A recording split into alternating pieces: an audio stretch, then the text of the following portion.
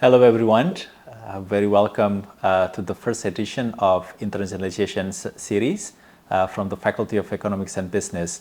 We're very happy today that we receive three esteemed guests from the Adam Smith Business School at University of Glasgow, Scotland. So I'm going to introduce you to Dr. Belgin O'Kay-Somerville, who is the Director of Globalization at the Adam Smith Business School, University of Glasgow. Hello, Belgin. Hi, Gumilang. How are you? Very good, very good. How are you enjoying your stay here in Yogyakarta? I am absolutely loving my stay. I'm loving the sunshine, I'm loving the rain, loving the food. And this is your first time here in Yogyakarta? It's my first time, yeah. Okay, well, good to have you here, and thank you so much for being here in the podcast. Oh, thank you for hosting us. Yeah. It's been wonderful. Definitely. So I guess this is a good opportunity to introduce ourselves. I guess I will start. My name is Gumilang Sahadewo. I'm the Vice Dean of Research, Community Service, Cooperation and Alumni at the Faculty of Economics and Business, Gadjah Mada. I'm also an Associate Professor in Economics. Over to you. My name is Belgin O'Kay-Somerville, and I'm the Director of Internationalization at the Adam Smith Business School. University of Glasgow, and my academic role is Senior Lecturer or Associate Professor in Human Resource Management. Okay, that's awesome. So we have a brief to talk about internationalization, and if you can share internationalization at Adam Smith Business School, types of collaborations that you do, and the engagements of not only faculty members but also students, it's going to be great for our learning as well. Sure. Well, our school internationalization strategy is partly driven by universities' strategy. So we're currently operating under Global Glasgow 2025. Okay. Shortly we will have a newer version as we are moving into 2025. But the four key aspects of our globalization strategy is 4 Rs. Global research, global relationships, global recruitment, and global reputation. Okay. And the key philosophy behind all of these 4 Rs is mutual beneficial relationships with our partners across the globe.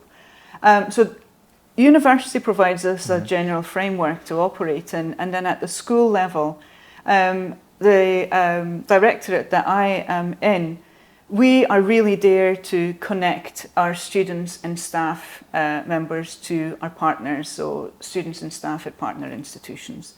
And the reason we do all those connectivity is so that jointly we can enhance our educational offerings, research capability, and societal impact as well. It's a mouthful, but we're doing our best to achieve. Yeah, well, that's good to hear, and we're very keen to learn further about internationalization from Adam Smith Business School, Glasgow. I would say we're quite established in terms of international mobility, but we have a lot of homework in terms of improving research collaboration and building that global reputation. So our students here at the Faculty of Economics and Business are mandated to go abroad for exchange program, double degree program, as well as summer or winter courses, particularly for the international undergraduate program. We're very lucky. We have over 70 partners around the world and about 11 double degree partners, and hopefully you could be added to the list shortly. Watch this space. Exactly, yeah. We're going to put you in that global map of ours. But at the same time, we're keen to learn about improving research collaborations, because I think that's it's going to be a long-term collaboration between our faculty members and our schools, and I guess that's going to be our homework moving forward. Yeah. So Belgin, if you can share more about some of the benefits of international collaboration, and if you can share about a case or two about a successful international collaboration. I think for me, the key benefits of international collaboration is seeing our students and staff develop and the outputs they produce as a result of that collaboration. So connecting our students with our global partners opens up so many options, widens horizons for our students. We can see the effect of students going abroad and coming back as completely matured individuals with different worldviews, etc. So international collaboration for our students is very, very important for us. In Glasgow, we already operate in a quite international environment, so our students are from 140 plus countries, and so are our staff. So we have internationalization at home in that sense, but having that experience, whether that's a week abroad or a semester abroad, or whether that's international case competitions, the impact on our students in terms of developing competencies, confidence building, employability is incredible. But I'm also increasingly interested in connecting our staff members to counterparts across the globe. This is particularly important for our early career researchers who may not have the professional networks or who may be using their supervisors, etc., networks to facilitate that becoming an independent researcher process. But also for established colleagues as well who are working on projects that have societal impact, or it could be theoretical value, it could be any kind of established field, bringing together two or more, strong figures to work on areas, on topics such as the global challenges, or it could be something subject specific, adds so much value beyond just Glasgow colleagues working on their own. As an institution, we value a multicultural research environment and multidisciplinary research environment. So international collaboration is very, very important for our research culture. You asked for case studies. Maybe one or a couple if you can. I can give you a case study of student mobility, and that's a case study I usually share as something that makes the job very meaningful for me. So in the first year of my role in internationalization, we organized a study trip for our first year students. And we do that so that they get motivated to do other mobility throughout their degree. In that group, there was one student who stood out for us because he lived in a quite confined environment in Glasgow. He didn't have to come to university very often because this was during COVID time. Hasn't been on the train, etc. So it was quite interesting to see him attend the study trip that we took to Italy. But following that, seeing him flourish after that experience. So when I say flourish, he then went on to study abroad for a year. He attended 2 case study competitions across different sides of the globe. Wow. He secured himself an internship in one of the big graduate employers. He's yet to graduate, but he's secured his first graduate job. Excellent. So far. So seeing that seed and developing and flourishing so much with international experience is incredible, and it's, I think, one of the most rewarding parts of the role for us. Excellent. Well, our school comes a long way in international collaboration. I think we started back in 1990s, and we were invited to join a network. It's called the NIBES network, a network of international business and economic schools, which is one country, one representative, and we're very lucky that we're chosen as a representative for Indonesia. And then from there, we learn about internationalization. We also learn what are some of the possibilities of international collaborations, which is basically beyond education. You could do research collaboration, you could do collaboration for community engagement and societal impact. And the NIBES network is also the network that pushes us towards that AACSB membership, and then eventually the AACSB accreditation. And that AACSP accreditation opens up windows of opportunity for our school. So we built basically collaboration from scratch. That's for exchange program as well as double degree program. Some of our double degree program is a long-term project and a long-term collaboration, and we wish that it's going to continue further on. But at the same time, we're also learning about research collaboration. And another aspect of internationalization at our school is most of our faculty members are educated abroad. We have 2 faculty members from the Adam Smith Business School, University of Glasgow, which we are very proud of.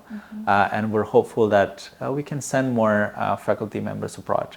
But now we're also looking at sending our students, not only to study abroad, but to also, do internship abroad to gain some of that labor market perspective, so that by the time they come back, they can also integrate some of the learning back into the Indonesian labor market, which I think is going to be very, very interesting. But I guess our future in our school is going to be on improving research collaboration and hopefully those that could generate societal impact. It's very difficult to generate the international research collaboration. It's, as we are observing here, it takes such a long time, so we need to persevere. Exactly, yeah. And I guess the last topic for the day, how do you see the future of internationalization? We just passed through COVID-19 pandemic. There's going to be limitations on, say, international travel because of the carbon footprint generated by those travels. Online learning could be a solution, but there are some challenges. How do you see it moving forward? I completely take your point on the trade-off between sustainability and our international aims. And I think from our 2 stories, we can see that there are different ways of approaching internationalization as well. In Scotland, we, for instance, struggle a lot sending our students abroad, which would add so much value to our economy if we could do that. But I think internationalization going forward, one of the key challenges is addressing societal issues through our international collaborations. And that could be a way of justifying our carbon footprint as a result of all the travel, etc., that's involved. With COVID, we have seen for our researcher colleagues more online international engagement, whether that's accessing conferences, especially in this current environment where our research budgets aren't so fabulous and different governments are imposing different restrictions, etc. Virtual tools are adding a lot to our internationalization aims. But in my ideal world, I think if we can work closely with our strategic partners on tackling challenges that are meaningful, so it could be challenges in Scotland for us, or it could be challenges in Indonesia for our partnership, for instance, then that enriches everything we want to do, enriches our education programs and enriches our research capability as well. Yeah, at the end of the day, business schools have to generate those impact. It's not only about profitability, but also about sustainability. So that's something that we're striving for. So in our case, in our school, I think what we're trying to improve is basically internationalization among schools within the Southeast Asia regions. We're very lucky that we are currently thriving. We're seeing Vietnam, economic growth, and then Singapore has been leading, and Malaysia is there, and so we want to strengthen the collaboration within the Southeast Asia regions, because we feel that we're quite established with our European partners. We're quite established with our UK partners as well as Australian partners, but we have neighbors as close as Malaysia and Singapore, Thailand and Vietnam, and so I think that's where we're going in terms of strengthening our international collaboration, and then together with partners from the Southeast Asia regions, we can work together to contribute into those global challenges. We have the social sustainable development goals until 2030, and who knows beyond 2030, but I guess it's going to be similar sets of challenges. And if we can work together as a close-knit network of business schools, I think we can achieve a lot of things together. There's actually an example of such regional engagement in the Middle East. Don't ask me which institutions are involved, but a bunch of institutions in the Middle East came together to tackle issues in small and medium enterprises and family businesses. And that, again, brings you together internationally and help resolve a challenge that's meaningful locally as well. Exactly, especially in the context of Southeast Asia regions. We're very dependent on micro, small, medium enterprises, at least in Indonesia, but I'm sure that's also true in Malaysia, Thailand, Vietnam, and the Philippines. And there's a lot of learnings that we can get from these enterprises. A lot of research that we as faculty members can do. A lot of policy influence as well. So that's a good testing lab for a lot of things. Well, thank you so much, Pelican, for your time. It's been short, but I learned a lot from this conversation, and we look forward to basically strengthening the current collaboration between our school and Adam Smith Business School at the University of Glasgow. Thank you, Gumilang. I learned a lot as well, and it was a pleasure. Pleasure. Thank you. Thank you, everyone, for watching the first series of internationalization from the Learning and Academic Multimedia production at the Faculty of Economics and Business, Universitas Gadjah Mada.